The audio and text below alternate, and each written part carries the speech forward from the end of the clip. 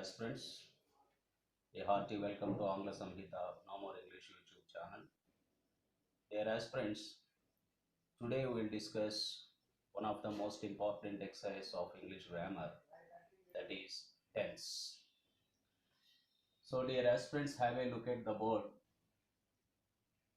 Tense is a form given to a verb either by inflection or by addition of helping verbs to indicate the degree of completion of an action or a state or a position.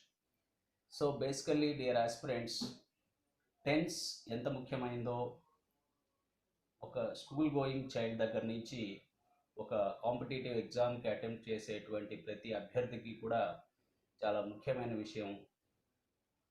ఈ tense అనేది very important అన్న సంగతి తెలిసిందే. అయితే ఈ tense అనేటువంటి మాటకి grammar ఇస్తున్నటువంటి డెఫినేషన్ ఒకసారి మీరు అందరూ కూడా పరిశీలించండి. టెన్స్ అనేటువంటిది ఆ form given to a verb, ఒక క్రియకి ఇవ్వబడినటువంటి ఒక పదం by inflection or by addition of helping verbs. Inflection అంటే ఒక సెంటెన్స్ యొక్క ముగింపుకి కారణమైనటువంటి క్రియ, అంటే ఒక ఎక్స్ప్రెషన్ ముగింపు. ఒక వర్బ్ లేనటువంటి వాక్యమే ఉండదు, ఎందుకంటే if there is no verb there is no language. If there is no blood, if there is no blood there is no life.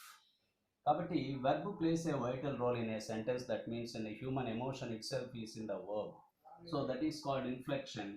అంతేకాకుండా by addition of helping verbs, అంటే కొన్ని సహాయక క్రియల యొక్క కలయికతో అవి ఏమి ఇండికేట్ చేస్తాయి? టు ఇండికేట్ ద డిగ్రీ, ఒక స్థాయిని కానీ, లేదా కంప్లీషన్ ఆఫ్ యాక్షన్, ఒక పని ఏ సమయంలో పూర్తయిందో స్పష్టంగా చెప్పేటువంటి ప్రయత్నంలో మనం కొన్ని హెల్పింగ్ వర్బ్స్ యొక్క సహాయంతో దాన్ని ఒక పరిపూర్ణమైనటువంటి సమయాన్ని నిర్ధారణ చేస్తాము, ఆ క్రియ ఎప్పుడు ముగిసిందో అలా చెప్పేటువంటివి. ప్లస్ స్టేట్ ఆర్ పొజిషన్, ఉన్న స్థితిని తెలియచేసేటువంటి ఈ హెల్పింగ్ వర్బ్స్ని మనం టెన్స్గా అభివర్ణిస్తూ ఉంటాం. అయితే very clearly the grammar tells you time and tenses, time and tense do not mean the same. Time tense రెండు ఒకే అర్థాన్ని ఇవ్వట్లేదు. ఇది బాగా అడ్వాన్స్డ్ పాయింట్. అందరూ ఎక్కువగా కొంచెం ఈ టైము టెన్స్ రెండు ఒకటే అండి అని మనం ఎక్స్ప్లెయిన్ చేసేటప్పుడు తెలుగులో కాలాలు ఉన్నాయి, అవే ఇంగ్లీష్లో టెన్సెస్ అని చెప్తారని కూడా చెప్పి ఉండొచ్చేమో.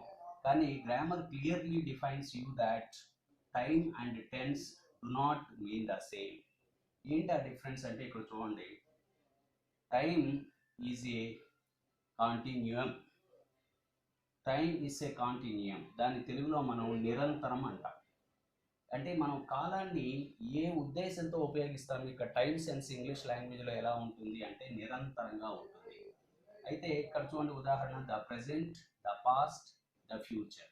వీటిని మనం ఆయనకు డిస్కస్ చేసేటప్పుడు వీటిని మెయిన్ టెన్సెస్ అని, ఆ తర్వాత వచ్చేటువంటి వాటన్నిటిని సబ్ టెన్సెస్ అని మన వాడుక భాషలో వాటిని ఉపయోగిస్తాం. అయితే గ్రామర్ నిర్ధారణ చేసి క్లియర్గా చెప్పిన విషయం అయితే ఇది. టైమ్ ఈస్ ఏ కాంటిన్యూ, ఇది ఒక నిరంతరంగా ఉండేది. ప్రజెంట్, పాస్ట్ మరియు ఫ్యూచర్, వర్తమాన కాలం, భూతకాలం మరియు భవిష్యత్ కాలం form the same kind of continue. ఎందుకంటే ఇవి నిరంతరం ఉంటాయి. Present tense, past tense, future tense, వీటిని మనం ప్రధాన కాలాల కింద వర్గీకరించుకొని మాట్లాడతాం. అయితే టెన్స్ అనే మాటకి ఏ అర్థం వస్తుంది అంటే, టెన్స్ అనేది grammatical concept and it is marked on the verb. అంటే ప్రత్యేకించి జరిగిన ఒక పని కానీ లేదా ఆ యొక్క కర్త యొక్క స్థితి కానీ చెప్పేటప్పుడు మనం ఒక వెర్బ్ రూపంలో ఈ యొక్క టెన్స్ని వ్యాకరణాంశంగా, ఒక వ్యాకరణాత్మకమైన భావనను జోడించి ఖచ్చితత్వాన్ని చూపిస్తాం. కాబట్టి this is the difference between time and the tense. So finally you all please come to a conclusion. Time and tense do not mean the same. Time is a continuum, whereas tense is a grammatical concept and it is marked on the verb. So dear aspirants, ఇది ఒక introduction. Tense అనేటువంటి ఒక పెద్ద వ్యాకరణాంశాన్ని మనం discuss చేయడానికి ముందుగా వేసుకున్నటువంటి ఒక ప్లాట్ఫామ్. ఎందుకంటే ఇప్పుడు మనం టెన్సెస్ యొక్క మూలాల మీద వర్క్ చేసేటప్పుడు వాటి యొక్క ఇంటర్చేంజెస్ కానీ వాటిలో ఉండేటువంటి స్ట్రక్చర్స్ కానీ మనం డిస్కస్ చేసేటప్పుడు మనకు ఒక అవగాహన ఉండాలి. టెన్స్ అంటే ఏమిటి, టైం అంటే ఏమిటి అని. ఇప్పుడు మనం ఆ రెండింటి యొక్క వర్గీకరణని, వాటి రెండింటి మధ్య వ్యత్యాసాన్ని, స్వల్పమైన వ్యత్యాసాన్ని మనం ఇప్పుడు చెప్పుకున్నాం. అయితే there are three types of main tenses.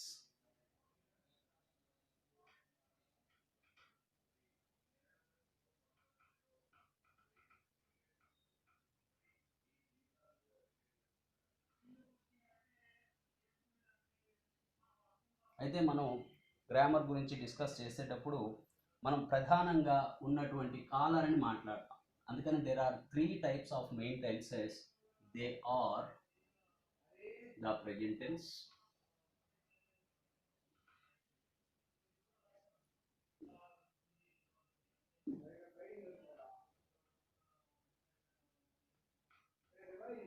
the past tense,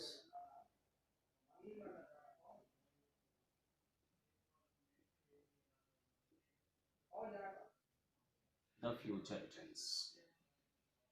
ఇలా ప్రధానమైనటువంటి మూడు కాలాలు మనకు ఉన్నాయి. అంటే హ్యూమన్ ఎక్స్ప్రెషన్లో ఈ మూడు దశలు ఉంటాయి. ఎందుకంటే కాలానికంటూ ఒక వర్గీకరణ ఉంది. ఇప్పుడు వర్తమాన కాలం, ఇప్పుడు జరుగుతూ ఉన్న కాలం, నిన్న అయిపోయినటువంటి సంగతులు ఉన్నాయి, రేపు రాబోయేటువంటి విషయాలు ఉన్నాయి. కాబట్టి ఇది obviously everybody knows what is time and tense meant for. So here we have three types of main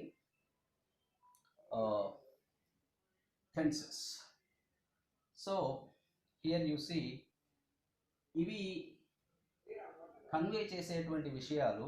the main tenses show merely. ఇవి మూడు టెన్సెస్ ఏం చేస్తాయి?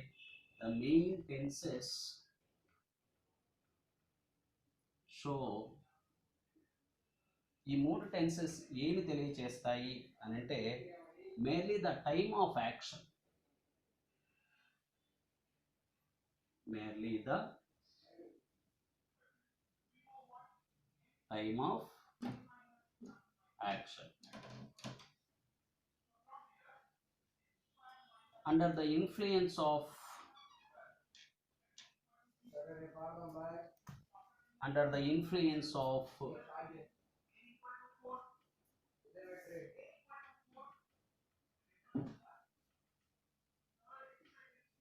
under the influence of the tense,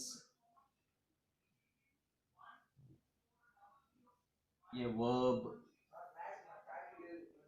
under the influence of a tense, a verb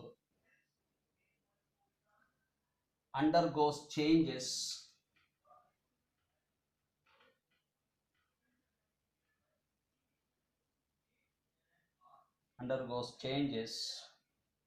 and gives 12 different verb forms.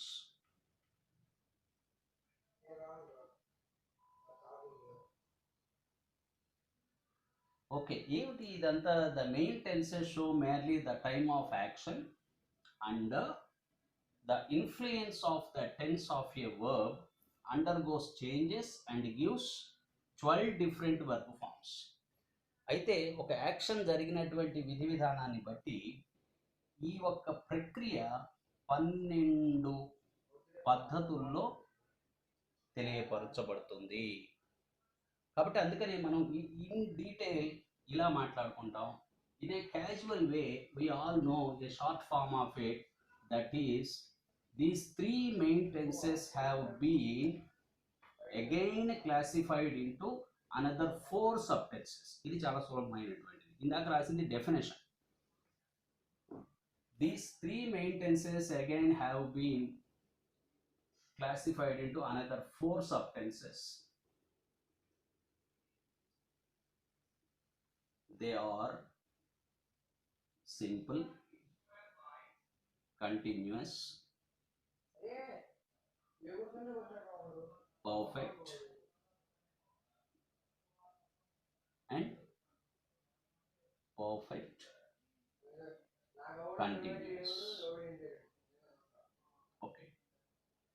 So just have a look at these four subtenses are always be connected with each and every main tense. So usually we have three main tenses with four subtenses. Obviously we have known that 3 fours are 12 tenses are there to be discussed in English language. So the adaptation of the main present tense you take, it is to be known as simple present tense, present continuous tense, present perfect tense, present perfect continuous tense. Similarly, simple past tense, past continuous tense, past perfect continuous tense. Simple future, future continuous tense, future perfect continuous tense. Okay, now we'll see each and every main tense and their subtenses in a detail along with their structures.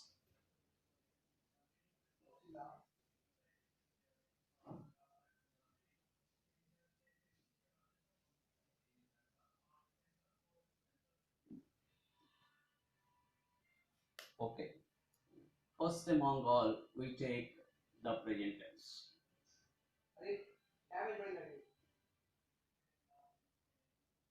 దీన్ని మనం తెలుగులో వర్తమాన కాలం అనుకోవచ్చు. వర్తమాన కాలం. The main tense, present tense have four subtenses. They are, first is simple present tense. Simple present tense. The simple present tense structure is subject plus V1 S or ES plus object or complement. This is the structure of a simple present tense. So just you see, just we have taken the structure. Actually this is the structure of a statement or a sentence. Okay, so here just you look at verb is in the first form. V1 meant for first form of the verb. As all you know, verb forms are there. Every main verb can be spoken or written into majorly four forms.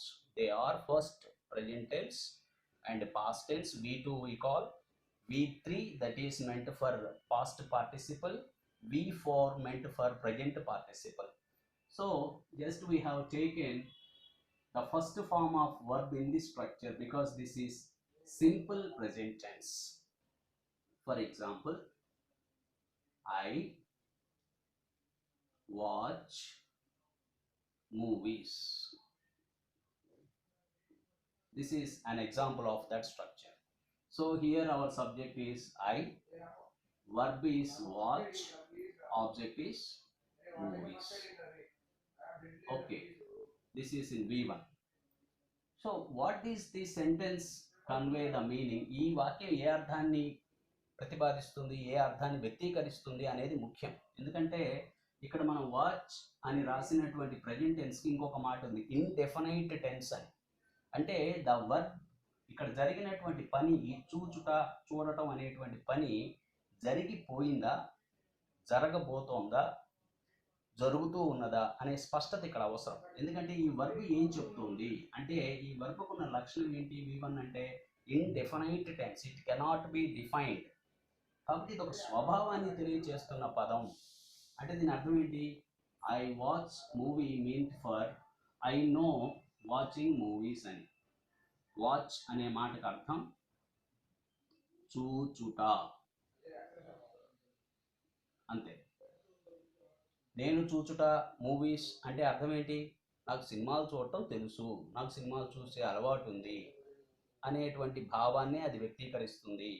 కాబట్టి ఇక్కడ కొంచెం స్పష్టత అవసరం. ఎందుకంటే ఇది ఒక భావం, ఇది ఒక ఎమోషన్. ఈ వాక్యంలో ఉన్న సంగతి మనకు తెలిసింది అంటే మనం వెర్బుల్ని వాడుకోవడం, టెన్సెస్ని ఉపయోగించడం చాలా సునాయాసంగా సులభంగా జరుగుతుంది.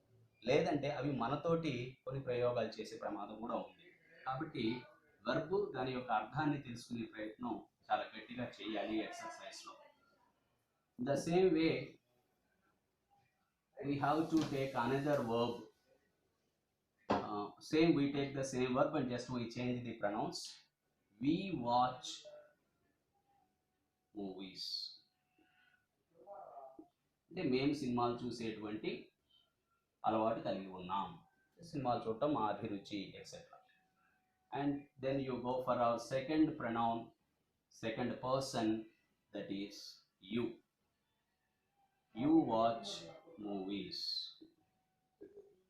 Got it? And we take he watches.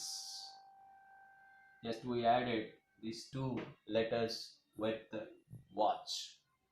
Just we added two letters, that is called suffix. Just we added two letters, watches. ఇప్పుడు చూడండి, ఎందుకు ఇక్కడ వాచెస్ ఈఎస్ యాడ్ అయింది ఇక్కడ వర్బ్కి అంటే ఇక్కడ రూల్ కూడా మనం అప్లై చేసాం V1. దాంతో అవసరాన్ని బట్టి ఎస్ కానీ అవసరాన్ని బట్టి ఈఎస్ కానీ కలుపుకోవాలి. ఎందుకంటే ఇక్కడ వాడినటువంటి verb, I mean the subject it self is a singular. ఇక్కడ మనం కర్తగా తీసుకున్నటువంటి పదం ఒక ఏకవచనం కాబట్టి హీ అనేటువంటి ఈ ఏకవచనం ఉంది కాబట్టి అతను అనే అర్థంతో మనం సబ్జెక్ట్ తీసుకున్నాం కాబట్టి ఇది ఏకవచనం కాబట్టి ఈ మెయిన్ వర్బ్కి మనం ఈఎస్ కలిపాం. అప్పుడే అతనికి సినిమాలు చూసే అభిరుచి ఉంది అనేది కన్వే అవుతుంది. అంతేగాని హీ వాచ్ అనే మీరు మాట్లాడినా లేదా వ్రాసినా ఇది మీరు చేయాలి అనుకున్నటువంటి ఇన్ఫర్మేషన్ కన్వే చేయలేదు. ఎందుకంటే స్ట్రక్చరల్ ఎర్రర్ కనిపిస్తుంది ఇక్కడ, ఇది మీరు చూడండి. కాబట్టి సబ్జెక్ట్ విత్ వర్బ్ అగ్రిమెంట్, మీరు తీసుకుంటున్నటువంటి కర్తకు తగినటువంటి క్రియారూపాన్ని మీరు ప్రతిబింబింపచేస్తేనే అది మీరు ఇవ్వదలుచుకున్నటువంటి ఎక్స్ప్రెషన్ని కన్వే చేయగలుగుతుంది, తెలియజేస్తుంది. కాబట్టి ఈ స్ట్రక్చర్ ఇక్కడ ముఖ్యమైనది. హీ వాచెస్ మూవీస్, ఏకవచనం కాబట్టి సబ్జెక్ట్. అలానే హీ తీసుకున్నాం, షీ తీసుకున్నాం, she watches movies. She watches movies, ఆమె సినిమాలు చూసే అలవాటు కలిగి ఉంది లేదా ఆమెకు సినిమాలు చూడటం అభిరుచి, ఇలాంటి విషయాన్ని కూడా మనం చెప్పచ్చు. Because she it self is a singular subject. It watches movies. అది ఇక్కడ మీరు గమనిస్తే హీ, షీ, ఇట్ ఈ మూడు పదాలని మనం ప్రయోగించినప్పుడు, సబ్జెక్ట్స్గా వాడుకున్నప్పుడు మనం వ్యక్తీకరించాల్సినటువంటి భావం ఒకరి యొక్క అలవాటు, ఒకరి యొక్క అభిరుచి, ఒకరి యొక్క దినచర్య అనేటువంటిది అయి ఉన్నప్పుడు ఈ మెయిన్ వర్బ్కి ఇలాంటి ఎస్ కానీ ఈఎస్ కానీ ఆ స్పెల్లింగ్ ప్యాటర్న్ ప్రకారం మనం జోడించుకుంటేనే ఆ యొక్క ఎక్స్ప్రెషన్ మనం ఇవ్వగలుగుతాం. అయితే ఇప్పుడు మనకు మరొక ప్రొనౌన్ థర్డ్ పర్సన్లో దే. ఇది ఆబ్వియస్లీ తెలిసిన పదమే, వారు అనే అర్థంతో ఉంది. ఇది బహువచనం, ఇది ప్లూరల్. కాబట్టి ఇప్పుడు మనం మెయిన్ వర్బ్ని ఏం తీసుకోవచ్చు, వాచ్ అని తీసుకుంటే చాలు. They watch movies. కాబట్టి స్పష్టంగా ఇక్కడ జరిగినటువంటి తేడాని ఈ సింపుల్ ప్రెజెంట్ టెన్స్కి సంబంధించినటువంటి యాక్టివిటీలో అందరూ గమనించాలి, గుర్తుపెట్టుకోవాలి.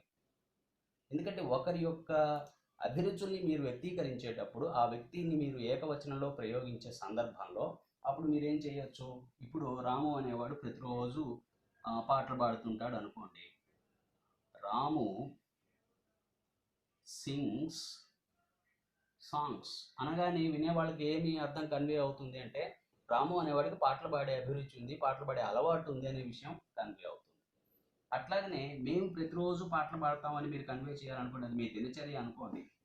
వి సింగ్ సాంగ్స్ అని చెప్తే చాలు. కాబట్టి ఈ డిఫరెన్సెస్ని మీరు బాగా అర్థం చేసుకోవడంతో పాటు మరొక చిన్న సలహా ఏంటి అని అంటే, if you are much interested ఈ భావాన్ని మీరు వాడేసేయండి. You better consume. మీకున్న అభిరుచుల్ని సింపుల్ ప్రెజెంట్ టెన్స్లో ఎక్స్ప్రెస్ చేయండి. మీకు స్వీట్స్ అంటే ఇష్టం, ఐ లైక్ స్వీట్స్ అని చెప్పండి. మీ బ్రదర్కి స్వీట్స్ అంటే ఇష్టం, అప్పుడు ఏం చెప్పాలి, మై బ్రదర్ లైక్స్ స్వీట్స్ అని చెప్పండి. అట్లా మీరు ప్రతిరోజు వాకింగ్ చేస్తారు, ఐ వాక్ ఎవ్రీడే అని చెప్పండి. మీ మదర్ కూడా వాక్ చేస్తారు, మై మదర్ వాక్స్ ఎవ్రీడే అని చెప్పండి. ఇట్లా మీరు ఎప్పుడైతే ఈ యొక్క స్ట్రక్చర్ని ఎక్కువగా వినియోగిస్తారో, if you consume the language, automatically it goes directly into your mind and you never forget this. So this is simply about simple present tense. వీటిని ఏ సందర్భంలో వాడాలి, ఎప్పుడు వాడుతుంటారు అంటే ఒకరి అభిరుచుల్ని చెప్పేటప్పుడు, హాబీస్ కానీ హ్యాబిట్స్ కానీ, ఓకే, లేదు ఒకరికి ఉన్నటువంటి దినచర్య కానీ, డైలీ రొటీన్, ఇలాంటి సందర్భాలు వచ్చినప్పుడు ఖచ్చితంగా దీన్ని మనం ఉపయోగించుకోవడం అనేది చెయ్యాలి. కాబట్టి ఇక్కడ మీరు ఏం గమనించారు సింపుల్ ప్రెజెంట్ టెన్స్లో అంటే స్ట్రక్చర్ వచ్చేసి subject plus V1 SRES plus object or complement. మనం తీసుకున్న ఉదాహరణలు ఏం చూపిస్తున్నాయి? I watch movies, we watch movies, you watch movies and they watch movies. అంటే బహువచనాలు ఉన్నటువంటి కర్తల్ని మీరు తీసుకుంటే you needn't add any letter to the main verb. If you take or if you have seen a singular subject to one of your exercises, you need to add some letters to the verb. ఆ వర్బ్ని బట్టి for example ఇక్కడ watches అని చెప్పి ఈఎస్ని add చేశాను. అదే for example ఇంకొక make అనే word ఉందనుకోండి, దీనికి ఈఎస్ పెడతారా? పెట్టరు. మేక్స్, చూసారా? Makes, MAKES, makes. అట్లా మీరు ఉపయోగించేస్తారు. కాబట్టి ఈ స్ట్రక్చర్ని మీరు వీలైనంత ఎక్కువగా ఉపయోగిస్తేనే ఎక్కువ ప్రయోజనం ఉంటుంది. ఎందుకంటే మా అనుభవం మాకు నేర్పిస్తున్నటువంటి ముఖ్యమైన పాఠం అదే. కాబట్టి simple present tense is this. ఒకరి అభిరుచులు చెప్పాలన్నా, మీ దినచర్యలు చెప్పాలన్నా, లేదా మీ అభిరుచులు చెప్పాలన్నా కూడా ఇదే ఒక సూటబుల్ స్ట్రక్చర్. ఇప్పుడు మీ కాలం యొక్క స్పష్టత సవినయంగా అందరికీ తెలియజేయడం జరుగుతుంది. ఎలాగా? ఐ వాచ్ మూవీస్ అంటే నేను ఇప్పుడు సినిమా చూస్తున్నానని కాదు కదా, నేను సినిమాలు చూసేటువంటి అలవాటును కలిగి ఉన్నాను అని అర్థం. అట్లానే ప్రెజెంట్ కంటిన్యూస్ టెన్స్, దీన్నే ప్రెజెంట్ ప్రోగ్రెసివ్ టెన్స్ అని కూడా అంటారు సిబిఎస్ఈ స్టూడెంట్స్ అయితే. ప్రెజెంట్ కంటిన్యూస్ టెన్స్ మనకి ఇంటర్మీడియట్ ఫస్ట్ ఇయర్లో కూడా దీన్ని ప్రెజెంట్ ప్రోగ్రెసివ్ అనే డిఫైన్ చేస్తున్నారు. కాబట్టి అదేదో కొత్త పేరు అనుకోకుండా progressive is nothing but continuous. So the structure of this present continuous tense is subject plus am or is or are plus V1 plus ing plus object or complement. So subject plus am or is or V1 plus ing plus object or complement. ఈ structure ప్రధానంగా మనం ఇక్కడ be forms వాడాం. ఇప్పుడే దీన్ని నేను మీకు తెలియజేస్తున్నాను. Be forms, కొంతమందికి బీ ఫార్మ్స్ అంటే ఏమిటి అనేటువంటి సందేహం కూడా కలగవచ్చు. ఇవి ప్రెజెంట్ టెన్స్లో వాడుకునేటువంటి బీ ఫార్మ్స్. బీ ఫార్మ్స్ మనకు ప్రైమరీ యాక్సిలరీస్లో ప్రధానంగా డిస్కస్ చేయబడతాయి. కాబట్టి ఈ బీ ఫార్మ్స్, ఈ మూడు పదాలని మనం ఈ మూడు సహాయ క్రియల్ని ప్రెజెంట్ టెన్స్లో ఉపయోగించుకుంటాం. కాబట్టి ఎగ్జాంపుల్స్ చూద్దాం. I am reading a book. So for your kind information నేను ఒక కీవర్డ్ కూడా ఇక్కడ మెన్షన్ చేస్తాను. నౌ.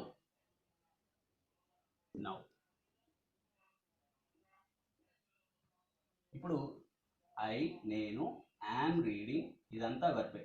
ఇది హెల్పింగ్ వర్బ్, ఇది మెయిన్ వర్బ్.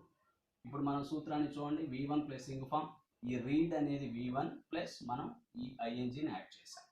సో అదే V1 ప్లస్ ఇంగ్ ఫామ్ అంటే మెయిన్ వర్బ్కి ఐఎన్జీని చూపించాలి, అంటే రాయాలి. అప్పుడు ఏం కన్వే అవుతుందంటే ఆ యాక్షన్, ఆ క్రియ ఏదైతే ఉందో అది కొనసాగుతుంది అనేటువంటి అర్థాన్ని ఇస్తుంది. ఎప్పుడు కొనసాగుతుంది అనేటువంటి సమస్య ఉంటే మీకు అది స్పష్టంగా చెప్పేది ఈ యామే. ఈ యామ్ ప్రెజెంట్ టెన్స్లో ఉపయోగించబడినటువంటి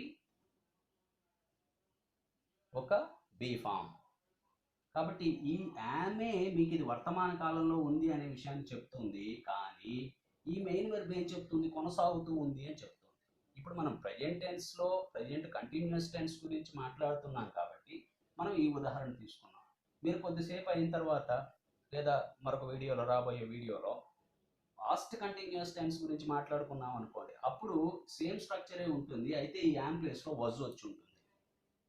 కాబట్టి ఆ డిఫరెన్స్ మీరు ఒకసారి గమనిస్తే ఈ కన్ఫ్యూషన్ లేకుండా ఉంటుంది. I am reading a book అంటే నేను ఇప్పుడు పుస్తకాన్ని చదువుతూ, action is going on, it is going right now. Okay, hopefully you got it. And we take another example, that is with we, and obviously we take you also and they also, because ఇవన్నీ కూడా బహువచనాలైనటువంటి కర్తలు, subjects. So we take are. So you try to understand, we are, you are, they are reading A book అన్నారు అనుకోండి, ఇప్పుడే నా ఇప్పుడు జరుగుతుంది అని అర్థం. మనం నవ్వు అనేటువంటి ఇండికేటర్ లేకపోయినా కూడా ఈ స్ట్రక్చర్ ఆధారంగా మనం దాన్ని తెలుసుకునే ప్రయత్నం చేయొచ్చు. అట్లానే just you take he, she, it. Obviously these three are singular subjects, so that you have to take is. So okay, నేను సింగిల్ లైన్ రాసిన, యాక్చువల్గా ఇక్కడ 3 సెంటెన్సెస్ ఉన్నాయి. ఇక్కడ కూడా అంతే. we are reading a book, you are reading a book, they are reading a book, and he is reading a book. Similarly, she is reading a book, it is reading a book.